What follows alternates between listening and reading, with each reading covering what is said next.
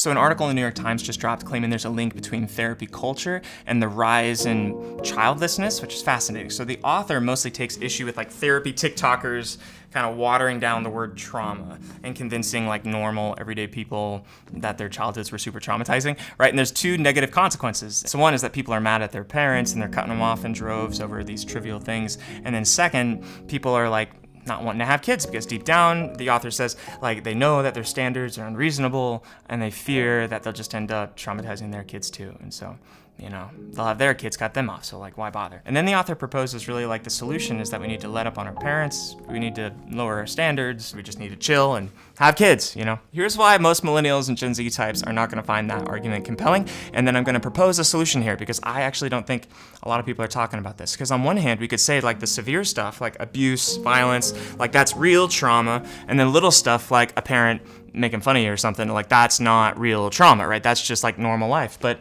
what any neuroscientist is going to tell you is that the brain doesn't really react just to the severity of something, but also frequency and duration. And so it's not as simple as like, well, if you throw your teenager against a wall, that's abuse, that's worse than shutting them down, poking fun at them, when they try to like creatively express themselves. Like that's not trauma, that's just welcome to normal life, buddy.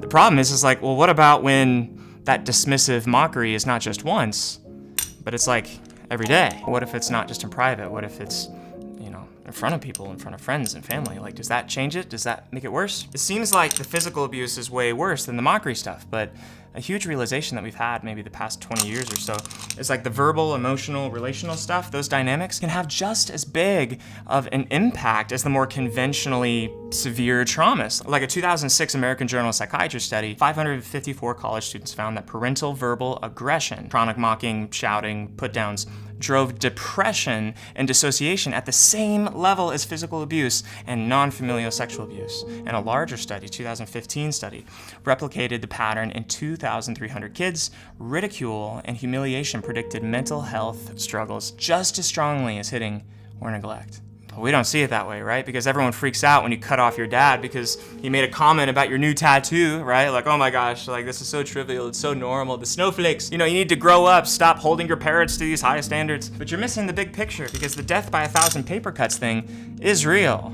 These smaller relational things can have a huge impact, when it's a pattern, not just an event. I don't think we fully appreciate that, in broader culture right now. So hold on, this does not mean I actually think the author of the article is wrong here on everything. Like, I actually think her conclusion that trauma therapy content is maybe contributing to childlessness is not very far off. Like, that might be true. Because here's the problem I see, is like lots of people think that they're healing when really they're ruminating. Like they're hyperfixating on all the ways that they've been wounded, learning lots of skills and listening to a lot of podcasts, but they aren't getting better.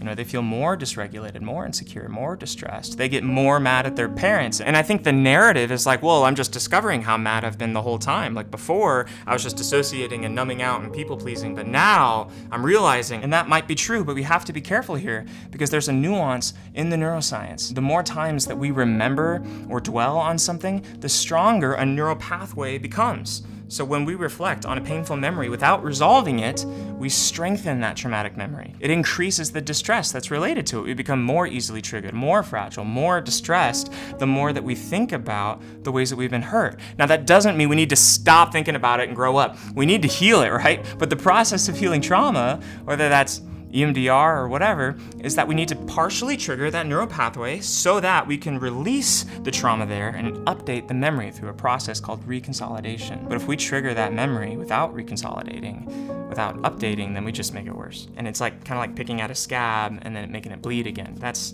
what I think we're seeing on mass scale. I think we're seeing a lot of people learn about their traumas and they're not accessing that healing. And then everyone's feeling worse as a result. And then the blame just gets higher and higher. But the solution in my mind is not just to tell people to grow up, or your stuff is just trivial. That's not gonna work. Like, I don't think we need to lower the bar. I think we need to change our approach to the bar. I personally don't care if you call your mom's dismissiveness trauma. I'm wondering if you're healing from that well, or if you're getting more anxious, more distressed, more depressed. Because if you're getting worse, you gotta change approaches or change therapists or something. Like, you should be getting stronger and stronger. You should be getting less triggered around your mom, not more triggered. Her behavior should be bothering you less and less the more that you heal, not more. because you're more stable. You're less dependent on her praise to feel worthy. You can both name the truth of her behavior and feel comfortable in holding her accountable, holding boundaries, and also acknowledge her limitations and her past traumas that contributed to her behavior or that contribute ongoing. We can have compassion. Both of those things come at the same time when you heal. And I'm not saying that the way that she hurt you shouldn't matter. It should have less and less of an effect on your well-being, right? Because you don't need her acknowledgement. You don't need her validation anymore. You've acknowledged it and validated it yourself. You're not the little kid dependent on her for emotional needs. We're adults, we feel our own emotional needs. And I think for people who relate to what I'm saying, who have had like a great trauma therapist and have been through that, if you experience that healing, I think you're more inclined to have kids. I don't know if that's what you want. I think people will get excited about it because you know the truth. That trauma is not forever. It's not a death sentence. You can repair and heal from trauma. If you traumatize your kids unintentionally through invalidation or whatever, it's like, you can repair that. You can take accountability. You can witness the impact of your actions. Even though you didn't intend, to hurt them, you can acknowledge the impact. You can make amends and repair.